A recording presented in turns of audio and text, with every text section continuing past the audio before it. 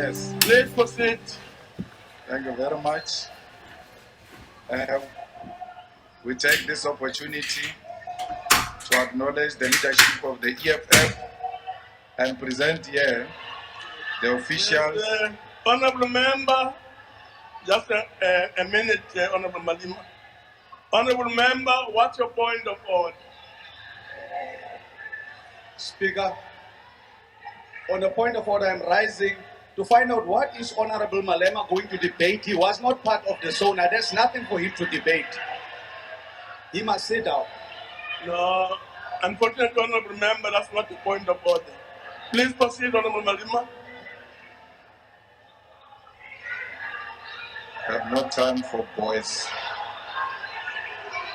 We take this opportunity to acknowledge the leadership of the EFF present here, the officials, commissars from the CCT, PCT, RCT, and BCT members, the ground forces of the uncompromising movement watching from all over the country and the continent, including the African diaspora, importantly, the people of South Africa.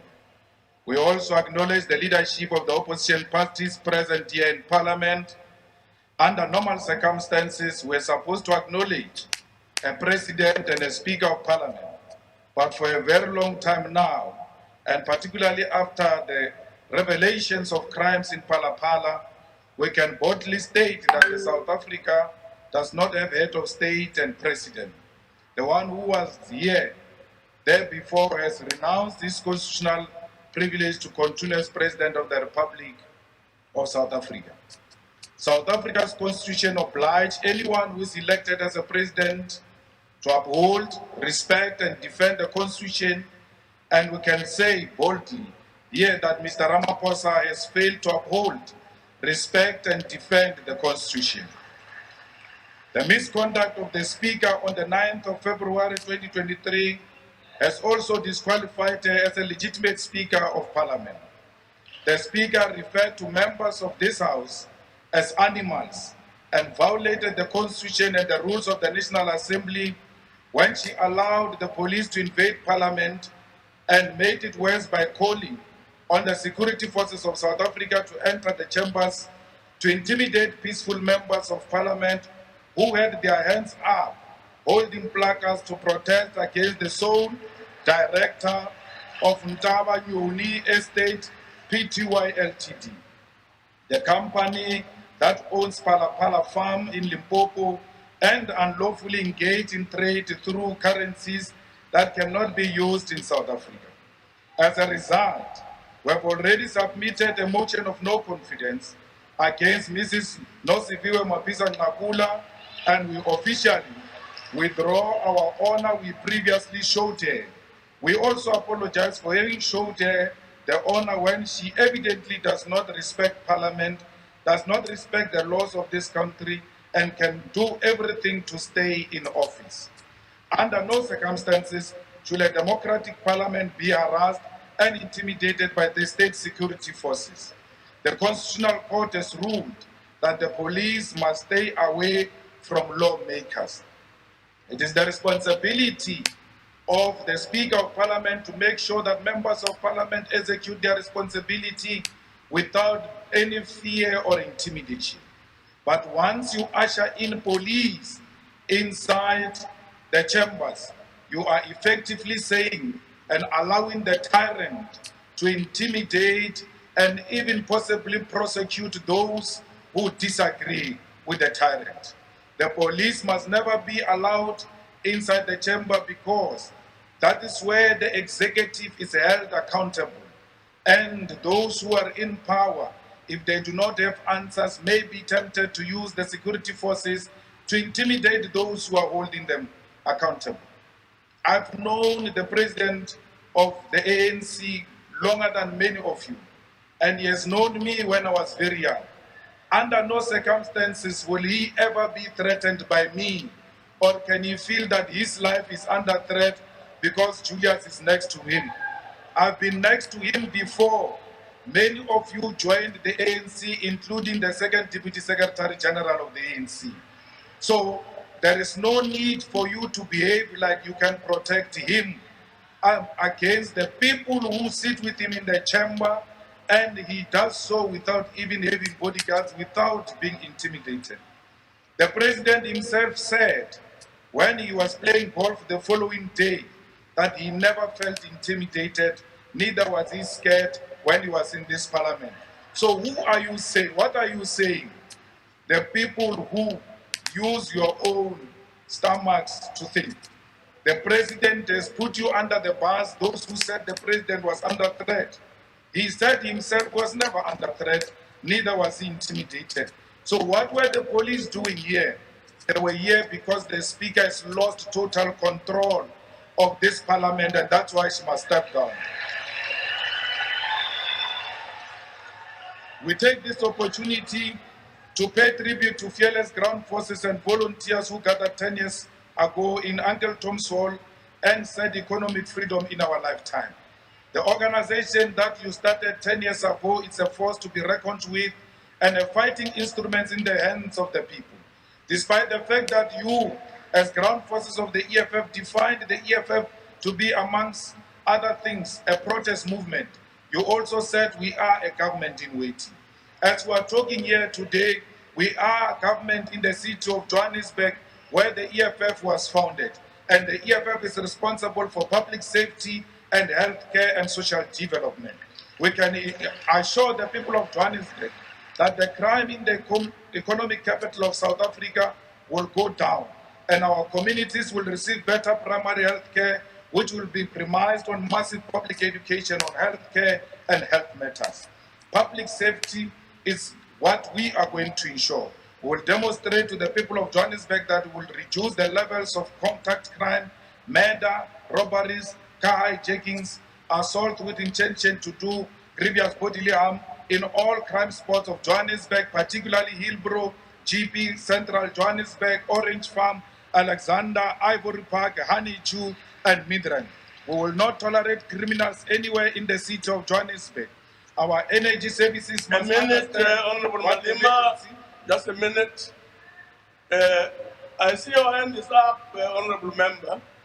Can I find out on what point I will rise? Thank you very much, Chair. I am rising on 14P. The honorable member on the podium has taken this very same house, have litigated the very same house, who have been schooled by him that the president have taken. No, you can have. We have been schooled by that one. Listen, we have been schooled by that one. He told us that the president have taken parliament to court. Therefore, president cannot address this house. The very same thing have done it. He does not have any standing to address this house. He is a delinquent. He disrupts the house. Therefore, he must also not be allowed to address the house chair. Thank you very much. Thank you very much, Honorable Member. But that's not a point of order, unfortunately. Please proceed, Honorable Member. There is a difference between addressing and debating. Very thin line. I'm not addressing, I'm debating. We can assure the people of Johannesburg. Honorable Malema, I see there's another hand. Please sit for a minute. Honorable Member, please start off by indicating on what point of order I rise. On what point I rise. On what point? Chair, I'm raising on the point of order, quoting Article 14B, on the use of offensive languages by Honorable Julius Malema, who undermined the president and undermined the House by using offensive languages the last time. Now, before Julius continues to address, Julius must first apologize to the Parliament, or he must not address, because we can't be addressed by Julius, who undermined this Parliament. Thank you very much, Honorable Member. Honorable Members, can I really make a plea that when we rise on a point of order, it should really be a point of order. I'm not going to really allow any other person to make a speech in the pretext of raising a point of order. Please desist from doing so. Honorable Malema. Thank you very much.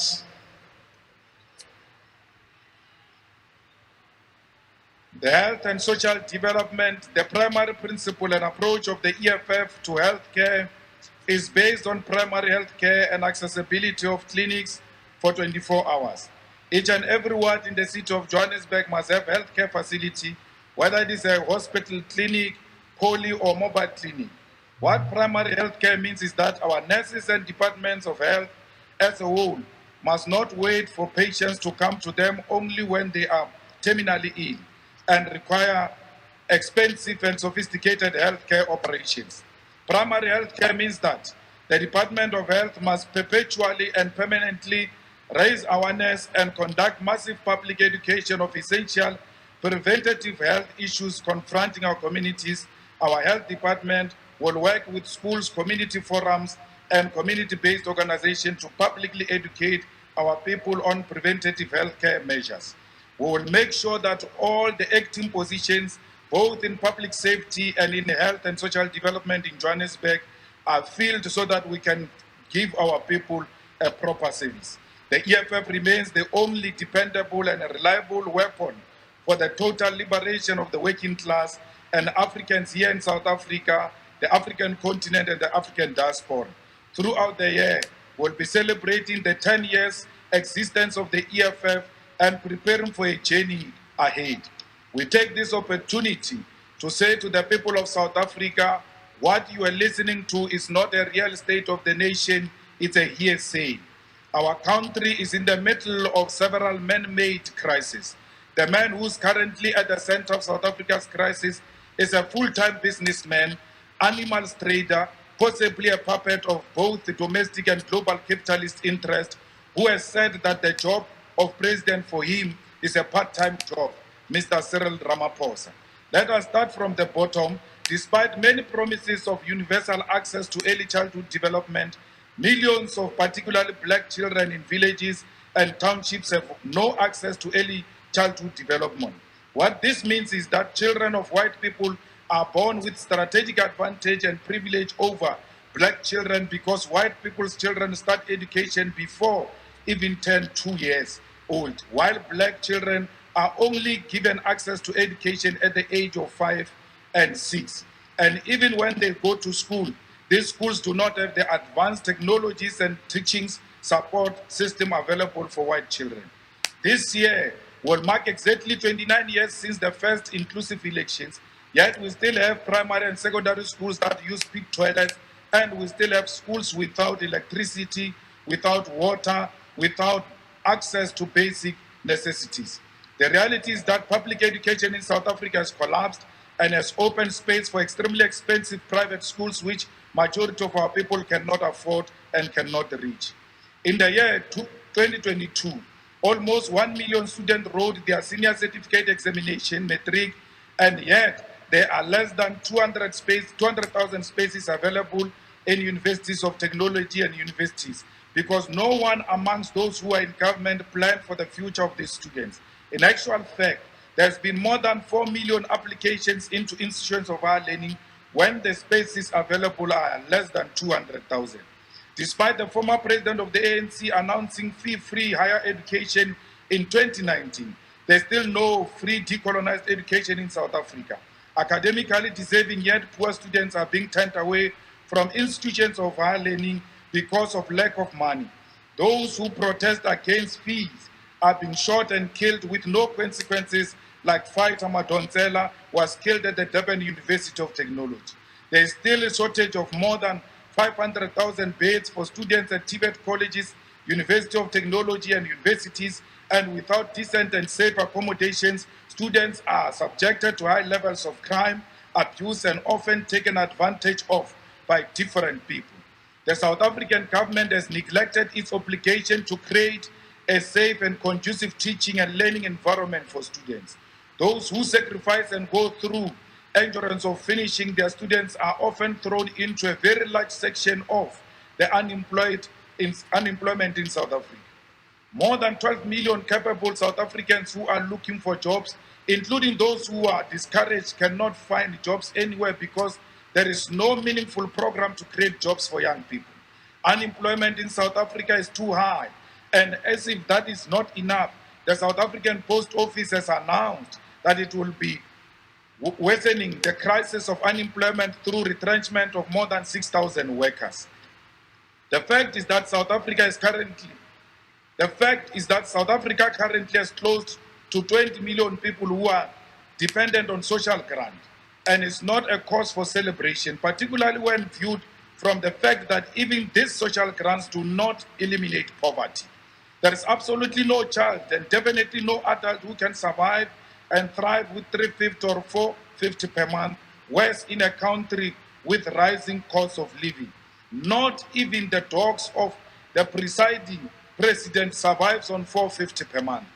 The form of social assistance provided by government since 1994 has not been impactful in reducing poverty because the current government is incapable of creating jobs and taking our people out of poverty. Landlessness is still the biggest challenge confronting our people, and our attempts as the EFF to resolve the land question was undermined by the puppets of neocolonialism and imperialism. We are here today with still working under a constitution that protects the rights of stolen property because the land in the ownership and control of colonial settlers and their descendants is stolen land, and no amount of lies will hide the fact that settlers are in possession of stolen goods.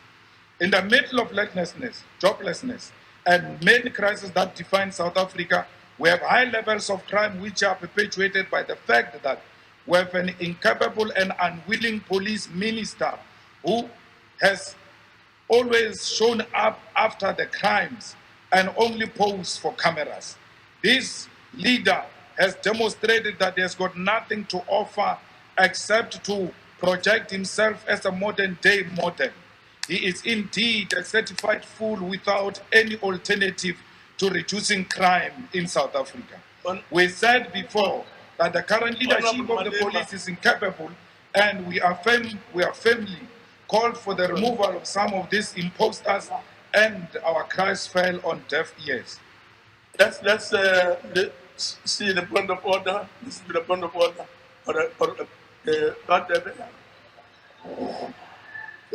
Thank you, Honorable Chairperson. The member in the podium has used an offensive language by referring to the minister as an FOON. Thank you, Chair. Honorable Malema. He didn't quote the rule. He didn't quote the rule, Chair. No, never mind the quoting. The point is that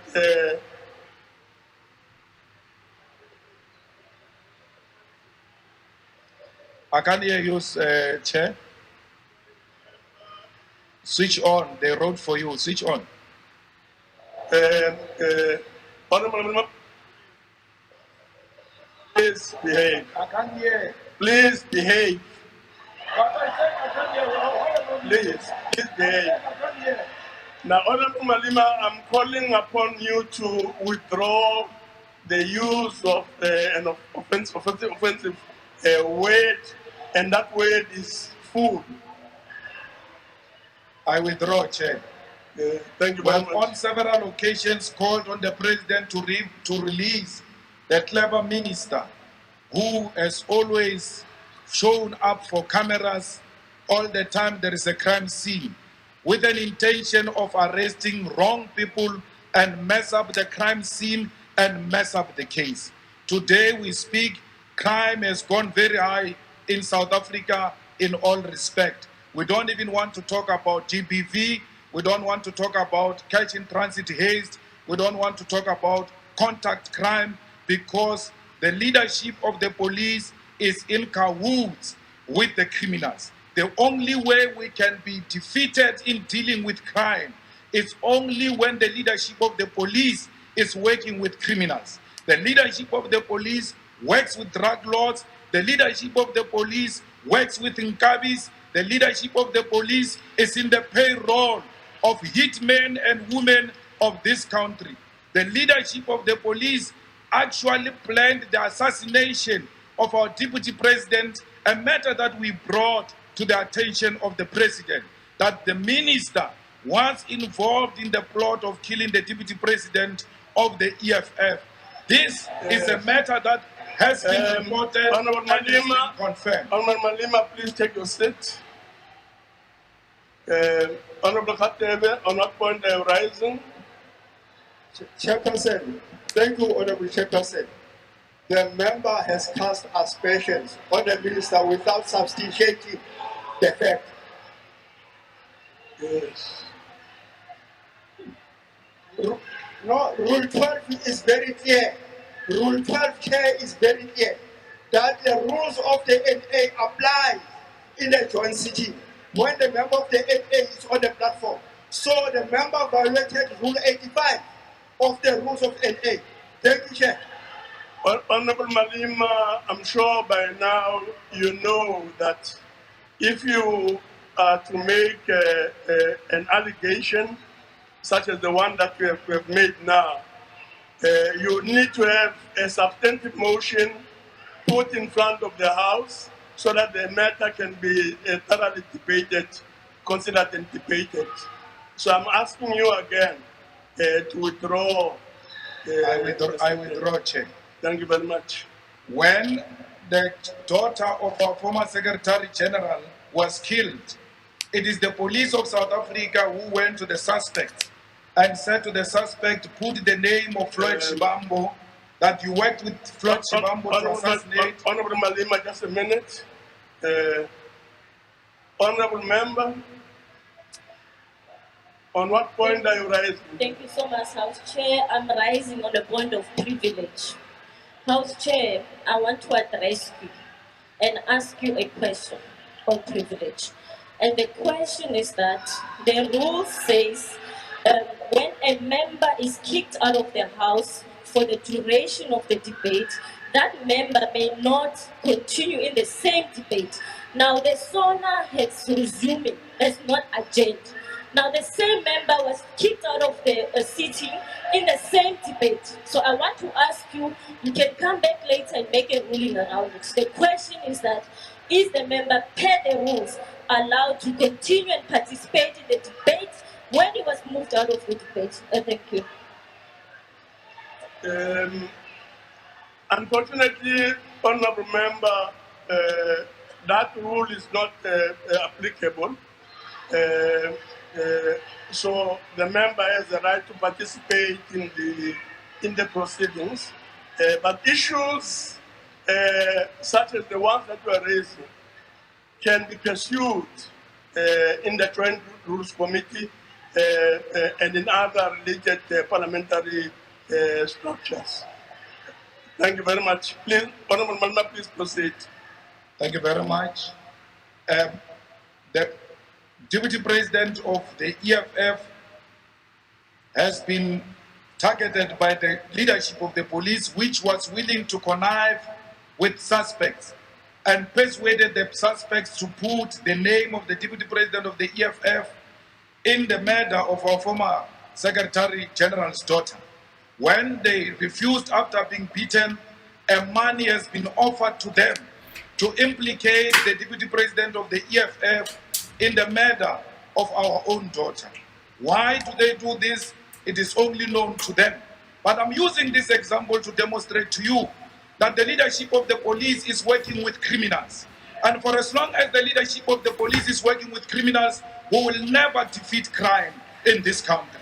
It is the responsibility of the so-called president to remove Honorable Begitele with immediate effect, because he has failed the people of South Africa. What happened to our third artist, DJ Somebody, aka, will never get to know, because the police and higher echelons of the police are in cahoots with the criminal syndicate. We cannot fight crime well led by criminals. We must first get rid of criminals in order to defeat crime. May AKA's soul rest in peace and haunt all of these people who have made it so difficult Honorable, for him to live. Honorable Malema, don't you really think that it would be all the members, all the honorable members, all the honorable members. Now, honorable members, don't you think it would be advisable that when you have to make such serious allegations, we stick to what the rules of Parliament provide. In other words, that you come here with a motion and the motion gets debated so that indeed all the issues that you are related get considered and engaged by members of Parliament. Chair, I'm debating. When we stand up during the president's speech, we are told you raise that point in debate. When we raise the point in debate, something else is being said. It means we'll never contribute in this house. I'm not saying anything against anyone. I'm just telling you the fact that we ought to fight criminality in the police. And if the shoe fit, wear it, because it's the truth. Now you have established Minister of Electricity. We hope to see Minister of Trains. We hope to see Minister of Flights. We hope to see Minister of Dinner. We hope to see Minister of Potholes. We hope to see Minister of GBV. Because the reality is that, Mr. President, nothing is working under you. You are a man on top and doing nothing. And that is very irresponsible of a man to be on top and do nothing. The reality of the situation is that you went against the advice we gave you when you started as a president, that listen to your own organization. Your own organization has now said, put the ESCOM under energy. What did you do? You went to a separate kitchen cabinet and created a Ministry of Electricity, which doesn't derive from the resolutions of your own organization. A clear confirmation that there is a kitchen cabinet that exists in Stellenbosch and that dictates the direction this country must take. If you agree that ESCOM has failed to discharge its responsibility, ESCOM has always had a minister, and that is a Minister of Public Enterprise. And if we need a separate minister, it means that minister has failed. Why are you so scared to remove an incompetent minister who has failed and collapsed everything in the state-owned, under state-owned enterprise? It can't be, even if you are friends, you ought to have an honest discussion amongst yourself and say, my brother, there is nothing I can do anymore. I need someone capable to come and rescue Dinel, to come and rescue Transnet, to come and rescue SAA, because ESCOM and the rest have collapsed under Honorable Pravin Gordhan. I don't know Lemusabani or Honorable Pravin Gordhan. I don't know if he's got a list of impimpis or sellouts of during apartheid, the way you are so scared of him. But he knows and his cohorts that some of us are not scared of him. They've tried it before and we defeated them and will defeat them again. Fellow South Africans, nothing is working in this country.